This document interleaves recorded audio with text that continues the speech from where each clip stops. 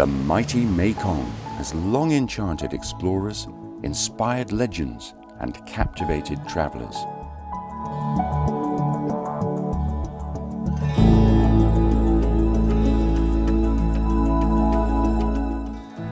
From its source high in the snow-capped mountains of Tibet, it majestically flows through 6 countries, snaking its way through the heart of Southeast Asia. Its 4,880-kilometer journey of spectacular biodiversity ends in the sediment-rich and fertile delta of Vietnam. The precious wildlife includes the giant catfish, the Irrawaddy dolphin, and the Siam crocodile, all of them on the critically endangered list. The rich biodiversity ranks the Mekong as one of the great rivers of the world. It is the Amazon of Asia.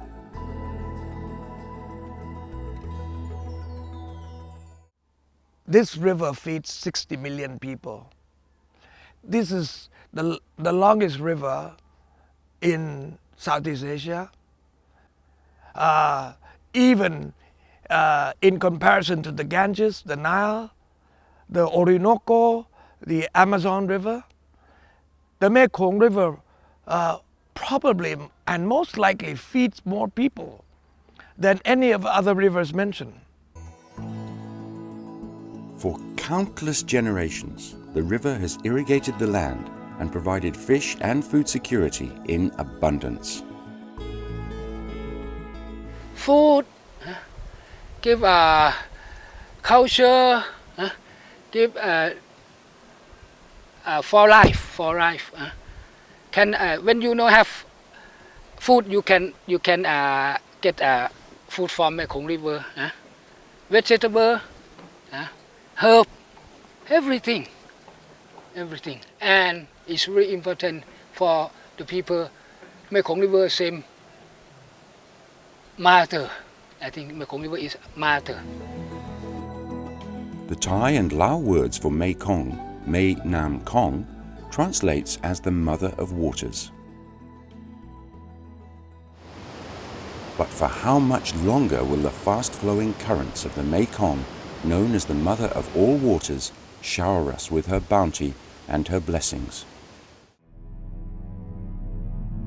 Dark clouds are gathering. We are heading into a storm of controversy and turbulent times ahead.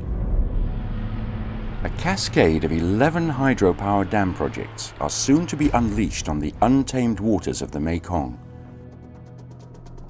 Dams transform the fast-flowing currents of a healthy river into a series of still water reservoirs. In pursuit of hydropower, is the Great Mekong to be tamed like so many other rivers and be dammed into an eerie silence?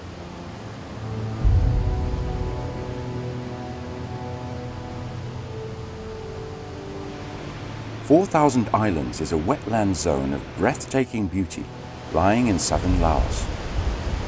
In the rainy season, we can hear the surging water, the raging torrents, the roar over the rapids.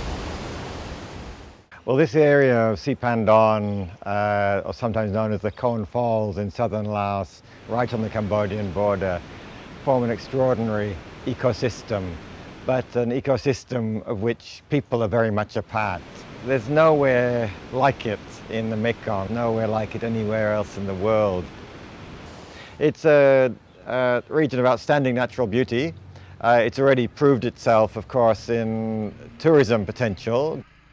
There's a lot of tourism going on. I think it's still very natural, which is good. Also, you can still see the Lao way of life. What's nice is you can do everything by bicycle as well, so you can travel around the island. It would be very easy for it to just go the way of some other Asian countries, but at the moment it is still the last untouched little gem in Asia, I think, and if they can maintain it the way that it's going at the moment. I'm here in low season and I love it, you know, it's amazing. One of the most important tourist attractions at the moment are the Irrawaddy dolphins. The local people do care about dolphins a lot. In fact, historically, it was one of the very few animals that people didn't want to harm. They never intentionally harmed them. So they're important ecologically. They're keystone species within the environment. and they are an indicator of high biodiversity. Thousands of people come here a year to view dolphins. It's a very important part of the local economy. A dam anywhere on the Mekong would have a devastating effect on the dolphins. Not only dolphins are endangered, fisheries, livelihoods and the ecosystem are all at risk if the dams go ahead. Fish are vital to the livelihoods of 60,000 people of these islands and to the rural economy of southern Laos. The fishermen of Sipandon take great risks in negotiating the raging torrents and the roaring rapids during the rainy season migration of the large fish.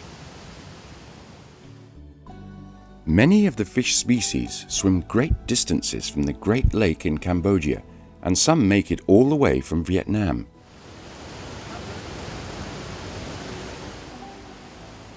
This is a high-risk profession. One false step by a fisherman on the slippery rocks during the rainy season could be his last. It is dangerous and difficult work tending to their fish traps. When most people are sleeping in their beds, fishermen are often working during the night. But for all the dangers and hardships, fishermen like Art enjoy this life. His work provides both food for the table and fish to sell in the market. ถ้ามาหากินเกี่ยวกับป่าผมชอบชีวิตนี่มักการทำมาหากินหาป่าเป็นอาชีพมีความสุขกับคนจับป่าตัวอย่างคือข่อยก็มีความสุขเพราะว่าอาชีพของข่อยเขามักอาชีพนี้เป็นต้นต่อคือหาป่าเพราะว่าฮักที่สุดเพราะว่าป่านี่มันเลี้ยงชีวิตประจำวันของคนเฮาเพราะว่าเป็นป่าเป็นดักจากคนลาวเฮานี่แม่นว่าป่าเป็นอาชีพแม่นว่ากินป่า The fishermen on various islands sell their catch to the local fish dealer. The large fish are weighed, packed with ice. They are dispatched by boat to Nagansang, the only place connected to the mainland. The most productive freshwater fisheries in the world guarantees food security for more than 65 million citizens of the Lower Mekong in Laos, Thailand, Cambodia and Vietnam. For 60,000 people living on the islands of Sipandon, fisheries is the prime source of their livelihood, much more important than rice farming and ecotourism. In Nagasang, many more fish are crammed into ice boxes and packed for the final journey. During 3 months of the rainy season, these trucks bring several tons of fish every day by road to the important Laotian town of Pak Se, further up the Mekong. In Laos, the lives of the people are intimately linked with the cycles of the river and the migrations of wild capture fish.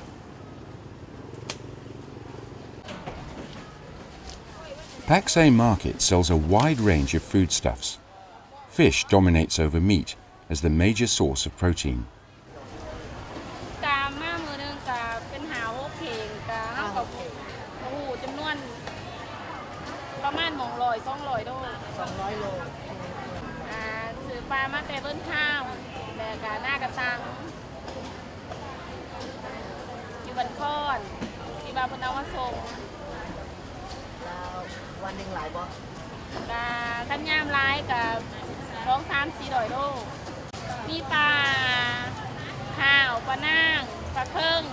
Miss La could name 13 different fish species that she sells every day in Pak Se Market.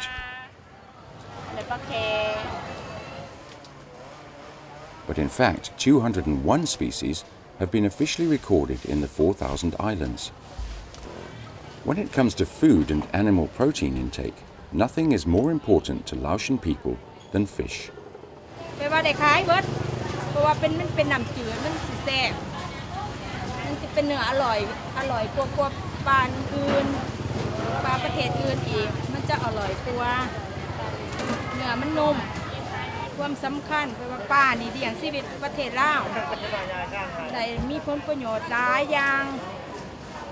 มีวิตามินให้คนลาวกินเนี่ยก็บ่เป็นพยาธิง่าย Fish are the most important source of animal protein for people in Laos and in Cambodia. They're also extremely important in terms of providing animal protein for small children, so they're important in terms of reducing malnutrition for children in the region, and that's very important in terms of human development. So reducing fish could have huge developmental impacts, negative impacts on people's lives and the ability to reduce poverty and improve the welfare of people more generally within the region. But are the happy times of plentiful fish as a common source coming to a sad end? No fishing signs have been erected by Lao authorities and the Megafirst Dam Company. The Lao authorities have issued a ban on fishing with the traditional traps from January 2015. This has caused alarm to many fishermen, including Mr. Art. บ่เดือเมฆงเนาะนึกมากคันว่าถามว่าเขาบ่อยเฮาหาปลากับการทำมาหากินเกี่ยวกับปลาเฮานี่เฮาหากินโดยธรรมชาติเนาะถามว่าเขาหยุดนึกมากเขาบ่อยเฮาหาปลาเพราะว่าชีวิตของเฮาจะอยู่ไหนจังได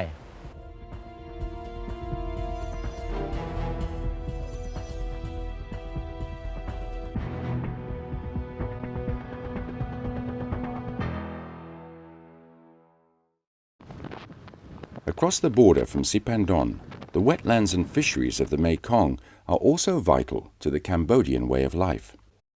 The fishery of the Mekong, which we've discussed as being the most productive and important in the world, largely depends on that flood pulse that comes every year.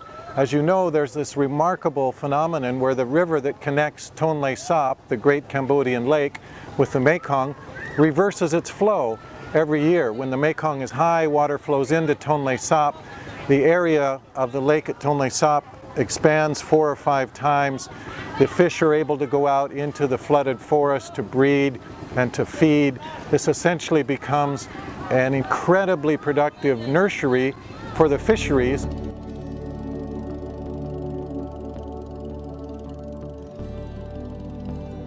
The fish then come back down the river into the Mekong and migrate up the river as far as Thailand. Dr. Sonam is the former director of Cambodia's Fisheries Institute. Cambodian people totally depend on fishery, as I mentioned, in terms of consumption rate, in terms of protein intake.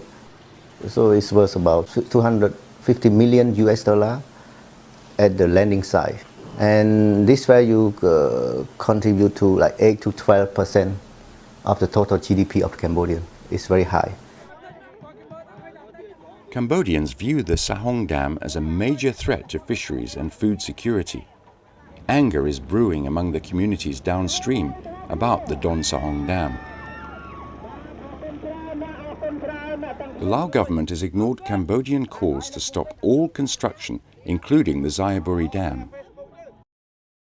In northern Thailand, the free flow of the Mekong is under threat not only from dams. A Chinese plan to improve navigation by blasting all the rocks, rapids and islets that dot the waters of the Mekong has caused outrage in Chiang Khong and other provinces bordering the river.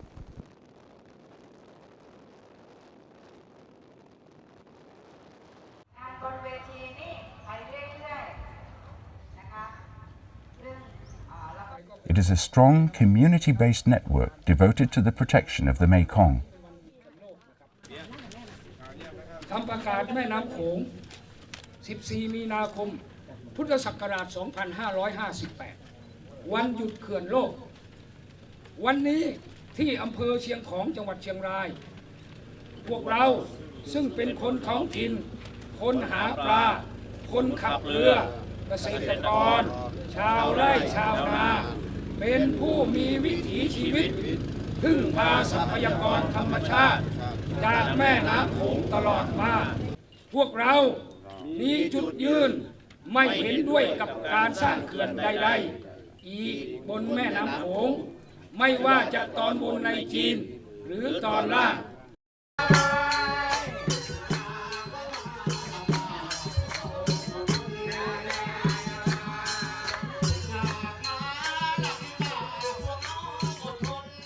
At the 2017 festival in Chiang Khong, people enjoyed music and art dedicated to the conservation of the Mekong in defiance of the Chinese navigation plan.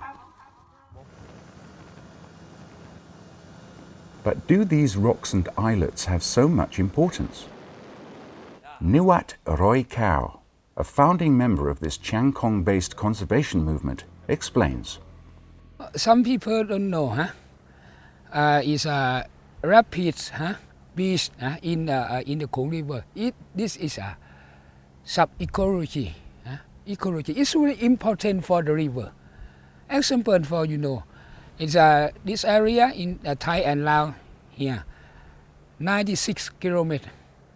We have research explain about sub-ecology. This area have about 11 sub-ecology. And the sub-ecology is really important for the river. I explain for the rapid. Rapid is a stone.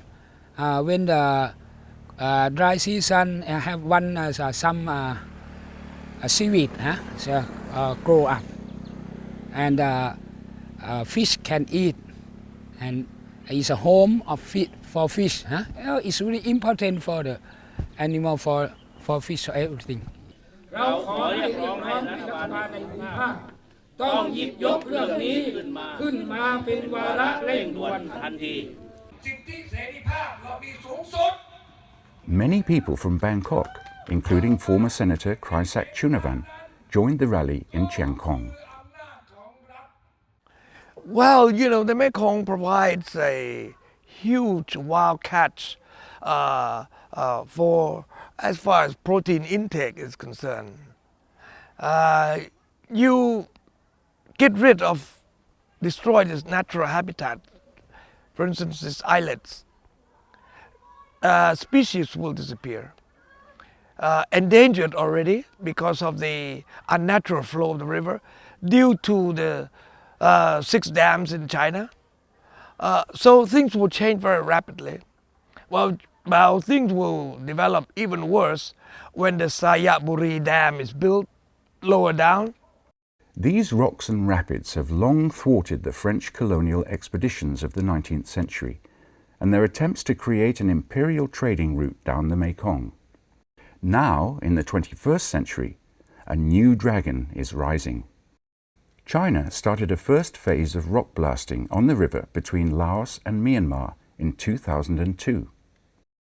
This opened up the Mekong to Chinese cargo boats as far as the Thai port of Chan Sen. China's plan to resume Phase 2 of their grand navigation strategy and dynamite all the remaining rocks and islets all the way down the Mekong as far as Luang Prabang, the ancient capital of Laos. This area, in fact, provides a natural barrier for the conservation of one of the most important sites in the world. One of the oldest capital, that is Luang Prabang, and it is a World Heritage Place. Now, if huge cargo ships are able to navigate down the river, bringing tons of tourism and cargo, the embankment will surely be destroyed in a matter of a few years. Bringing 500-ton cargo ships into these tranquil waters will also surely destroy the livelihoods of Lao fishermen and local passenger ferries.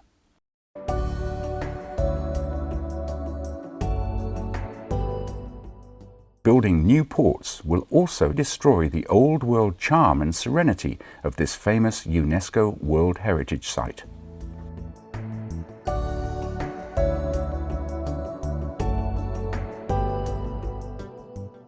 In this classic struggle between conservation backed by UNESCO and the drive for trade and commercialization, the character and the soul of the river and its revered ancient city are now in grave danger.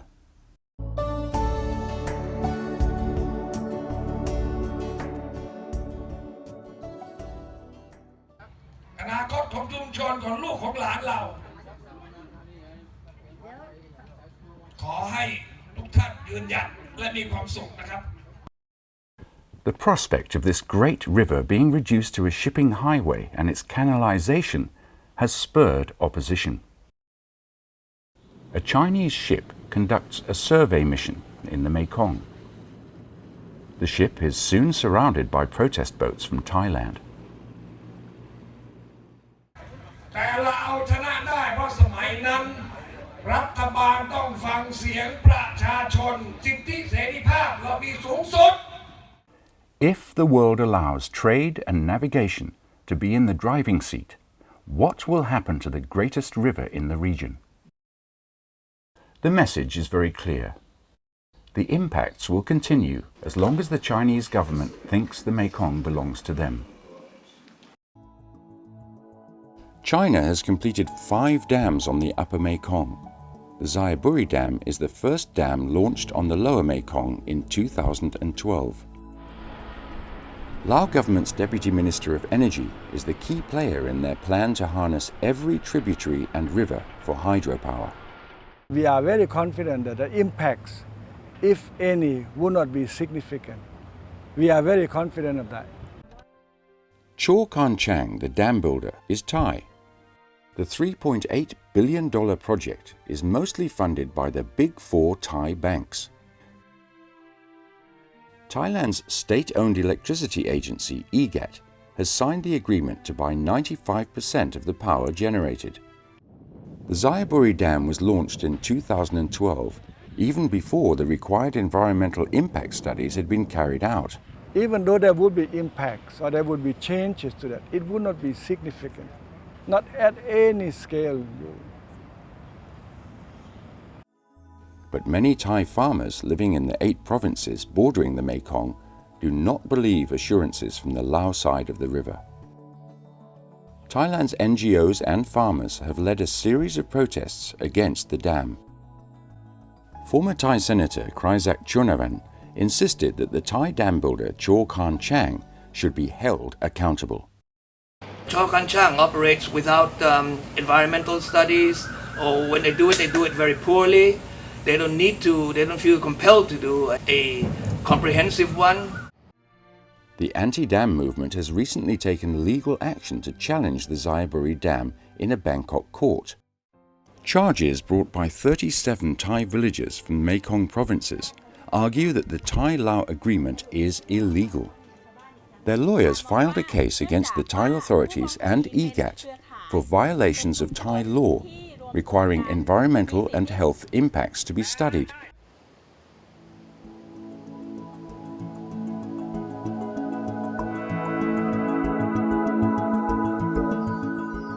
Amidst the tranquil beauty of 4,000 islands, the noisy intrusion of road construction and machinery is set to scar this unspoilt paradise.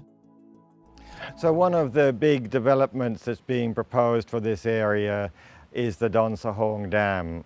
We're not just talking about a dam here, we're talking about roads that need to be brought in, we're talking about a bridge across the main channel below the Kon Papeng Falls. In terms of the aesthetic, the scenic values, it'll be a dramatic change. In this Mega First Company video, The Fish Will Find a Way, they claim the fish will find a way to change their habits and their fish migration route. Ongoing fish trials are designed to force a major fish diversion through smaller channels.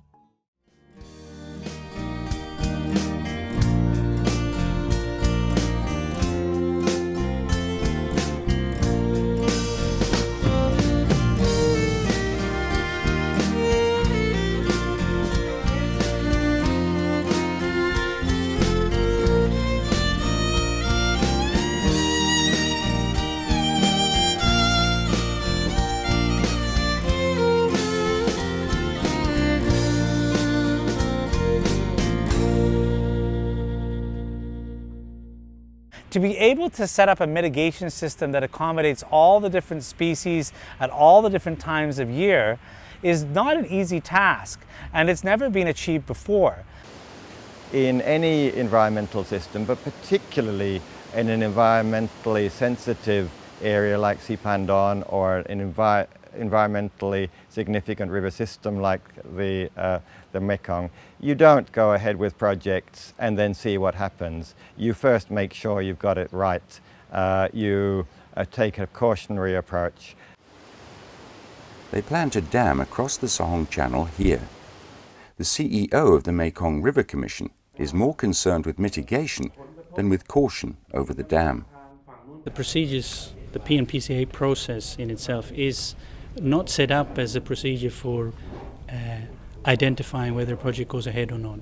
Any project that is put forward is trying to minimize and avoid and mitigate negative impacts. So that is the aim of this work. What we hear also from inside analyses of the MRC do tell us that a dam such as Don Sahong is one that's highly risky at best. A river commission whose CEO has publicly stated that it's quite okay to go ahead with construction even before the studies have been completed and published. To me, this seems to be rather odd and definitely at odds with the precautionary principle. And considering the level, the stakes involved, the risk is very, very high. And it's, you have a lot of fish species involved, and they're using different parts of the river, they're migrating different times of the year. The strong protest movement against the Xayaburi Dam in Cambodia, Thailand and Vietnam failed to stop the construction. But it did pressure the Thai developer to adopt fish mitigation and bring in the latest fish ladder technology from Switzerland. In 2011, the Lao government hired international consultant Poiri Energy to help push the dam ahead. Sirotsky from Poiri Energy. I'm Director Hydropower for Asia. Poiri Energy is one of the major consulting companies in Europe and also here in Asia. We are a consulting company and we are advising our clients on technical issues and on technical grounds. We show the way forward. How can we move forward with the project? What needs to be done? And when can things be done? A timeline. The company claimed they could provide an 80% success rate with updated fish pass technology. In Switzerland, fish ladders only deal with a small number of fish, whereas the Mekong has around 1,000 different species. Dr. Hua Meng, German-trained civil engineer, is not impressed by claims about fish mitigation. Building a fish passage based on experiences of Northern Europe, of Switzerland, and transferring them to the Mekong, to a large tropical river, is just not serious business. This is a dam which is so benign, they claim, that it is virtually not there. This is basically nonsense. It's ridiculous. Inside the Mekong River Commission, 2 member states, Cambodia and Vietnam, had been opposed to the Xayaburi and the Don Sahong dams. In 2016, Cambodia reversed its position on the Don Sahong Dam. Many scientific studies are being carried out, but the Lao government refuses to halt the dam building and wait for the results. Dr. David Wood is a British economist who has co-authored an important new study on benefits and losses of hydropower on the Mekong. He reports that the Mekong River Commission study of 2011, the BDP, massively underestimated the real value of fisheries. Previous economic calculations grossly underestimated the economic impact of capture fisheries. And they did it in 2 ways. They underestimated the loss, the actual fish catch loss, and they also underestimated the value of the fish. Now, December last year, MRC produced a new publication which increased the fish catch and people think now it's about 2.3 million tonnes a year. And they also considerably raised the value of the estimated value of the fish catch, $3, $4, $5 per kilo. They valued capture fisheries at more than $10 billion a year. There's a complete mismatch between the time frame of these studies and the time frame of decision making. There's a great deal of undue haste. If they are so confident in their own science, let's see the results before decisions are made, before we get to the point of no return in dam building. The key question for civil society and for the 4 lower Mekong nations is not mitigation, but to dam or not to dam.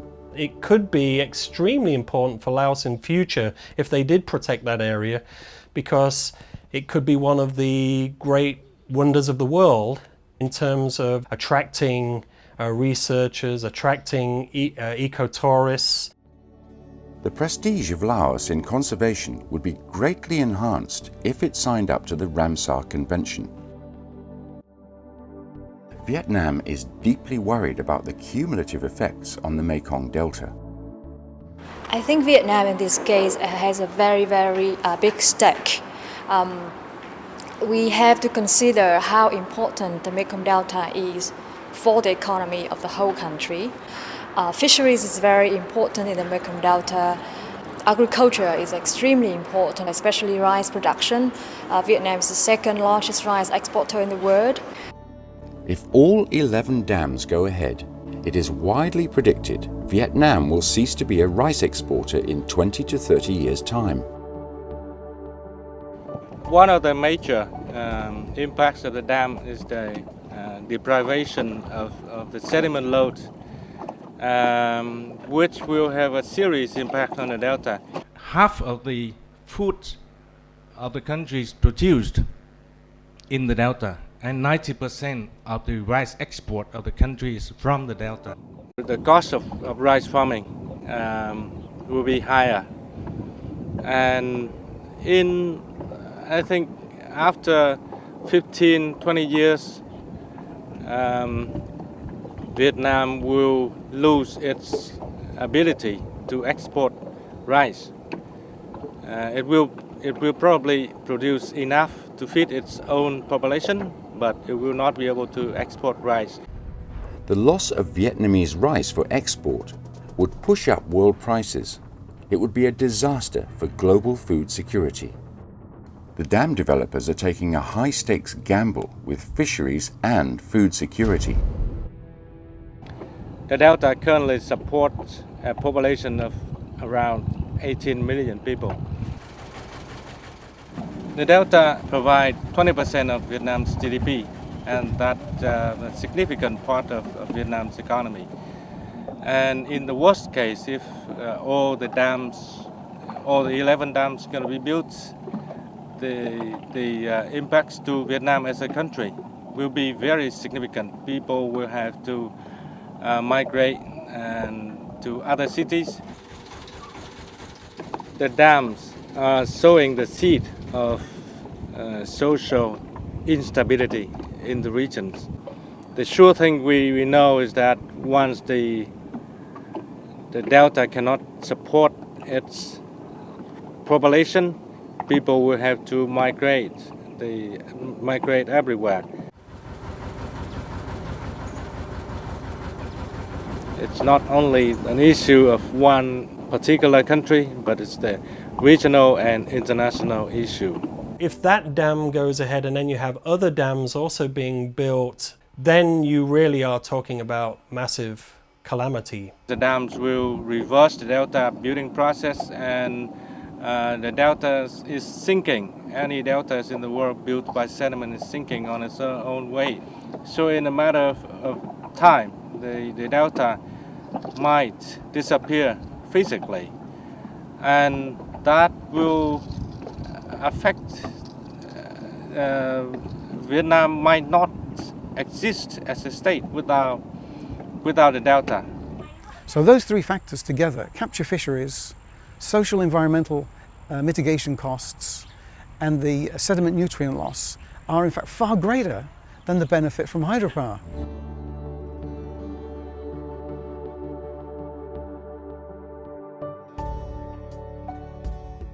Now, the developer wants all the stakeholders, the people and the governments downstream, to follow him blindly while taking a leap of faith into an uncertain future.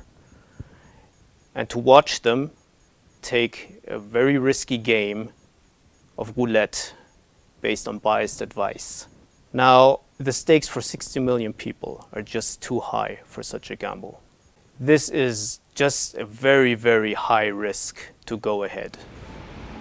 If the fish species decline and we witness the slow death of the once roaring Mekong, it will be the people and their livelihoods, not the investors, who will be the real losers. Will the children of the future be asking, where have all the fish gone? You know, people here, they was born and the Mekong is like blood. Like I said, the Mekong and the river is the principle of life. So if the Mekong destroyed or damaged, I will be sad.